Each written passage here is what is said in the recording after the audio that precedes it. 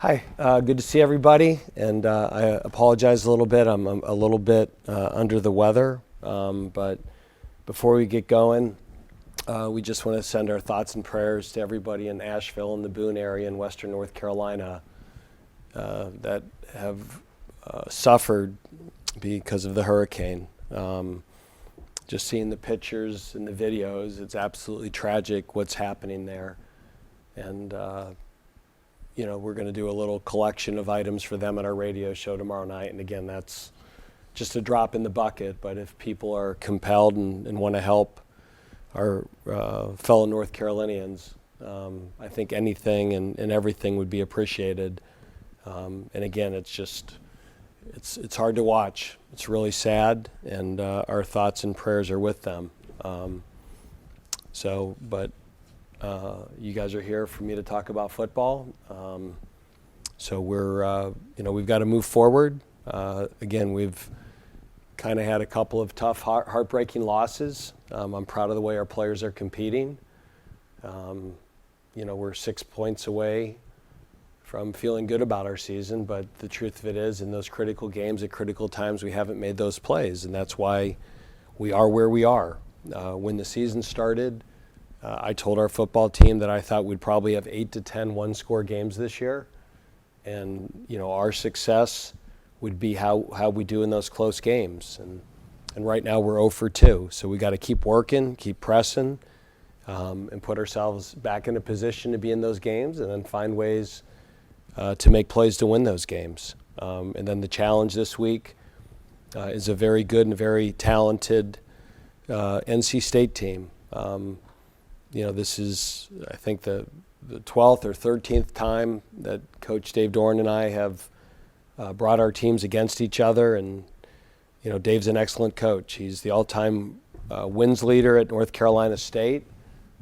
They've had a very consistent, successful program under his leadership. When you look at their roster, you can see why the expectations this year were so high for them. It starts up front with them. They have 110 combined starts on the O-line. They're big, they're physical. The tackle Belton is an outstanding player. Their skill is, it's elite. Concepcion was the ACC Rookie of the Year. He is one of the top perimeter players in the ACC. The running back they got from Duke, Jordan Waters, we thought was one of the very best running backs in the ACC last year. Noah Rogers, who they got from, I think, Ohio State. Collins, that they got from Clemson. Their flex tight end, Jolly, is a good player. The receiver, Coit, who's also a returner for them. And then they have one that we know really well, Wesley Grimes, who certainly looks really, really good on film as well. So they have elite skill. They have a true freshman quarterback. We don't know who we're going to see. We're assuming it's Bailey. But Bailey was a guy that we had in our camp and liked him a lot. We thought he was a really good football player.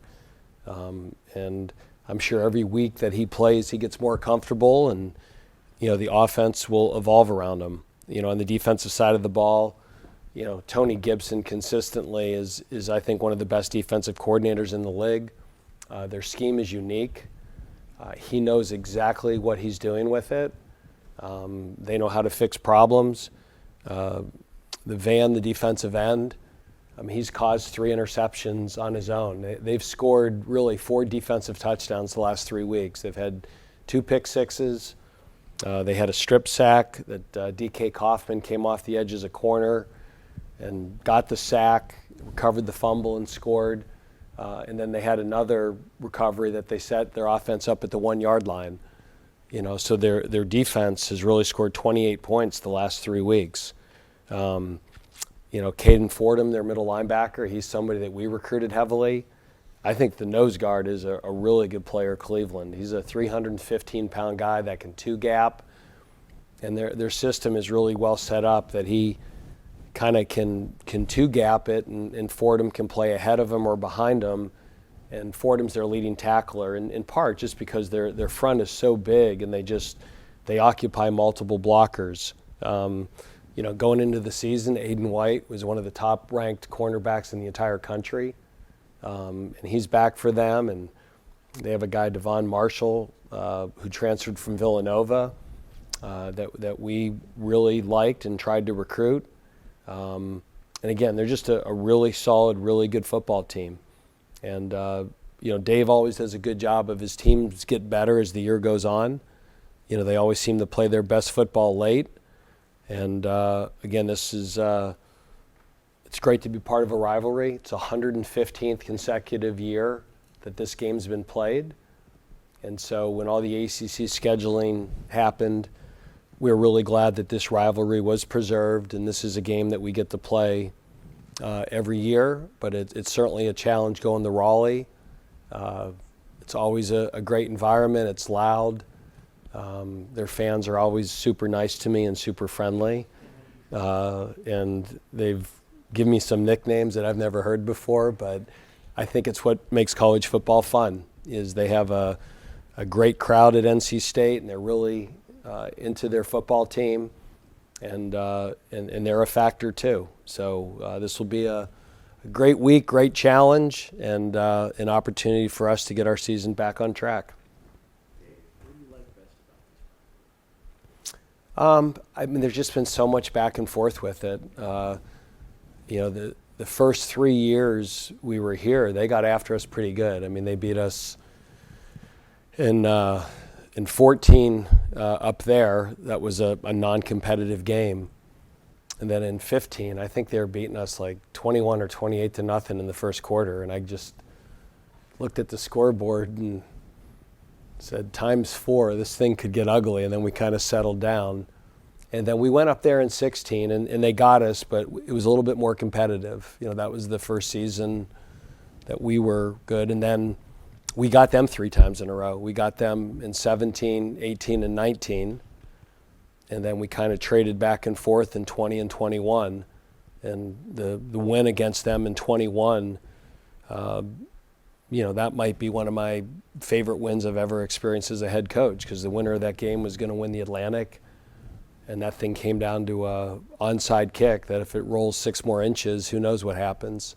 But these are, for the most part, been, other than the first 2 years, and then we got them pretty good in 19, and obviously they got after us last year. But other than that, these have been really good, really, a lot of 3-point games. I think when we got them, it was by 3 points, and they got us by 3 points in 20 and 20 and 22, or 22 might have been like an 8-point game. But they're great games, and our players know their players. They know us. And, Dave is the second longest tenured coach in the conference, and I'm third. So, the Warren and Tony have gone against each other all these years. And, they've had some changeover on the offensive staff like we have on the defensive staff. So that part of it has been a little different. But the cat and mouse game between our offensive staff and their defensive staff is it's always fun to watch. Like, okay, how are they going to defend us this year? What are they going to do? And last year they pressured us, and we didn't handle it too well. Dave, injury-wise, Branson didn't play last week. Kevin Pointer left the game. Is there any updates on those guys? We're hopeful for Branson. I'd say Pointer's probably doubtful. Donnie's probably questionable. Who else? Probably doubtful. So we'll wait and see. DeMond is, I'd say, probable. He went back in the second half and was a little bit sore, but he was out there today, and he's a gamer. He wants to go.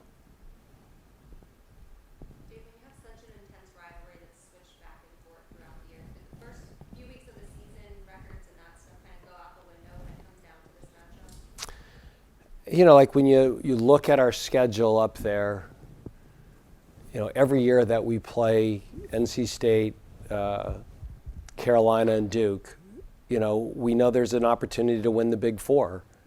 And so those games are your red letter games or your highlighted games. And then you kind of get into the season, and all of a sudden, because you're worried about Ole Miss and you're worried about Louisiana, and now the game's suddenly here, and you're much more focused on the execution of the game plan. So I think in some ways, those games become bigger when the schedule comes out, and then once the season starts, you get into your routine and you get so caught up trying to fix your problems, and then it becomes, we know who they are, we know the rivalry, but when you prepare for a team, you're preparing for their 3-3 stack. You're preparing for a 6'6" quarterback who can run and throw. You're preparing for an offensive line that's massive. You're preparing for KC Concepcion. And, then when you show up game day, it hits you again that, yeah, this is pretty cool. This is great that you'd be able to coach and play in games like this. Saturday after the game, you made a point of saying that you weren't finding much right with what the defense had done. Now that you've looked at the game film, anything positive that you can build off of for this season? I mean, the one thing, Tony, is, our guys are playing hard. I remember last year walking off the field after NC State and walking off the field against Florida State. And I didn't think we played hard. I didn't think we competed. And I don't feel that way about this year's team. I think our football team has given us everything they have. And we've got to put them in better positions. And but our kids they're playing their hearts out. Damon Claiborne's kneecap is sideways and he's ready to go in the second half. And, Luke Pettibone hurts his knee and he's back in there in the second half. And, again, we're not happy that we're 1-3, but our players are playing really, really hard. They're giving us great effort. We were behind by multiple scores early in that game, and we battled back. And, again, not happy with the result, but I think you can be happy with the effort and how hard and the toughness. And you don't always get the result you want, but I have a really hard time watching the film and saying that our players aren't giving us everything they have. And again, it's our job as coaches, right? We don't get paid to try hard, and I thoroughly understand that. But when your players are giving you effort and they're working hard in practice, those things give you hope that, if you keep working and you keep pressing, it's the only way things ever get better. And we certainly understand the challenge with the opponent. But I enjoy coaching this team every day. I enjoy who they are, the way they go about their business. And, I don't have any fault with the effort. Now, the breakdowns are the breakdowns. And those are things that we have to get corrected. And, the guys that had those breakdowns, some of them were near tears after the game. They were very upset, and it really bothers them, which to me is a good thing because they care. Follow up to that real quick if I can. After the game, Nick Anderson indicated that there were issues with getting the signals into the defensive secondary, and everybody in the secondary being on the same page in the same book. Is that something that you see as an ongoing issue? It's been an ongoing issue. I can't tell you how many times that we address it. I can't tell you all the different things we've done to emphasize it. All these little things that I'm sure the casual fan would be, I never realized that those things happen. But it really doesn't matter what we do if it doesn't get fixed. So, and again, anything I say is just going to come out as an excuse, and it's unacceptable. You got to be able to get lined up. And I think part of it is, just the half-field communication between the safeties, the corners, and the nickels is making sure they're on the same page. I think sometimes when you have a veteran group back there, there's a lot of things on an offensive line you have to communicate that our guys don't have to communicate because Matt Gulbin, Luke Pettibone, and Devontae Gordon have played so many snaps together. And, in the secondary, these guys are all kind of mixing and matching parts for the first time ever.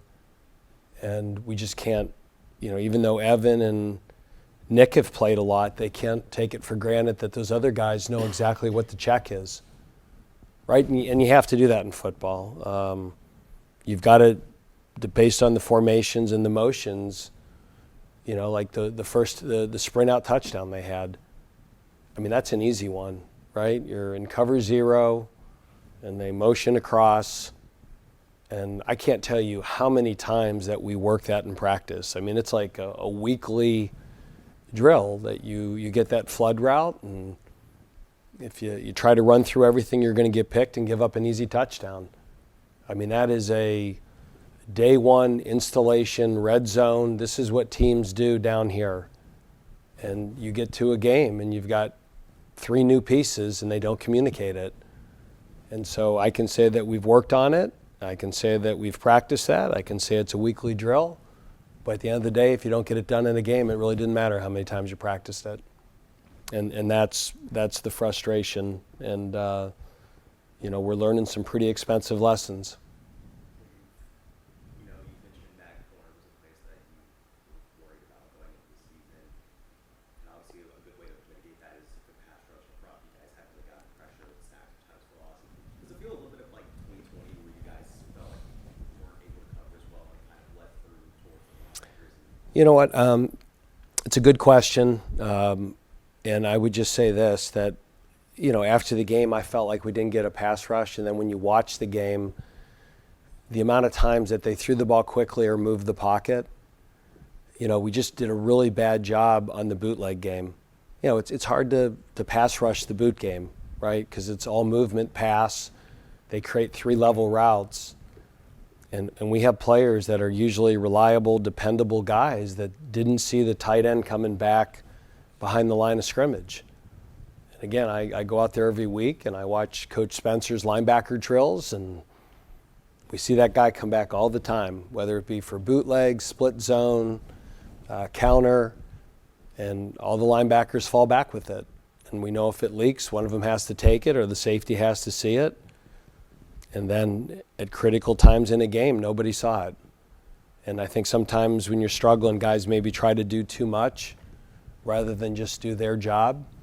And that just leads to bigger problems. So, there were times that the pass rush would get there if we could have covered for a hair longer. But they threw the ball pretty quickly. They did a lot of access throws. They got the ball out quick, and then they moved the pocket a lot and ran a lot of boots. And those aren't things that you're gonna secondary contain those things and rally to them late. Those are typically not things that defensive tackles or ends are gonna, and when you play your corners off, you're gonna get quicker throws. And then when we press them, then we gave up some big plays.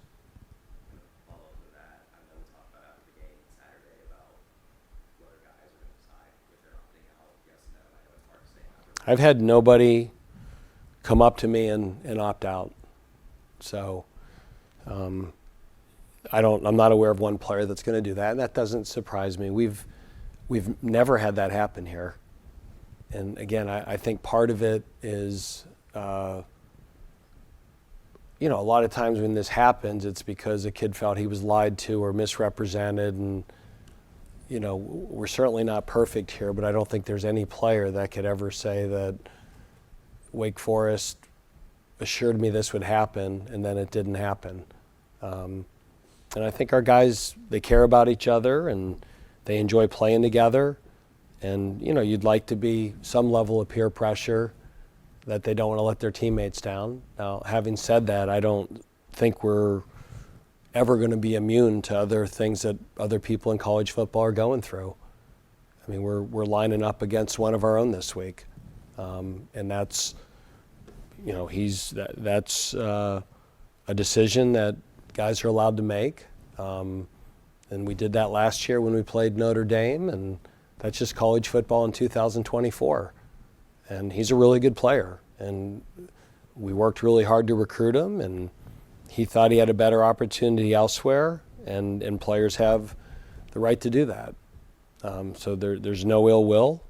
But you know, those are things you just didn't have to deal with 4 and 5 years ago, let alone 10 years ago. Anything else, guys? All right. Thanks, Chris. All right.